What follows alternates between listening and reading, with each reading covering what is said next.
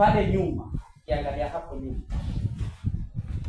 kuna vitu sisi wanazungu tulikuwa tunakosa. Sisi kama si wanazungu wanakuwa tulikuwa tunakosea kitu mahali pale. Nataka nitoe tu mfano. Hapa kuna ng'ombe wawili. Mwengo na manya kulima. Mmoja hajui. Ana ng'ombe ukiafunga wamenga umewafunga kwa joki. Ile line ya kuweka ya kutoa hivi line unakata kwa shamba. Indakala tititi. Indakala. Na yote yalisababishwa na nani? Ni sisi ambao tulikuwa tunajua kwamba huyu ng'ombe hajalima na huyo anajua. Lakini tunamlazimisha tumfunge ili tunasema tunafundisha. Kumbe tunafanya nini? Lao mazoea hizo sisi nakala.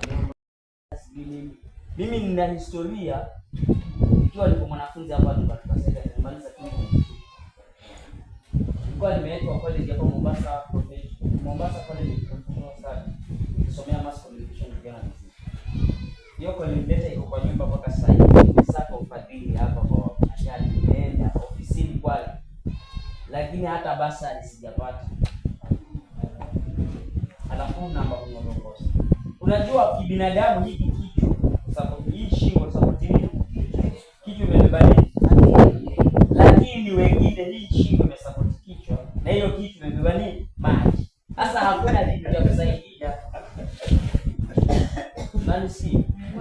Sisi wanazungu kama hawa wamekubaliana uongozi tusimame nao.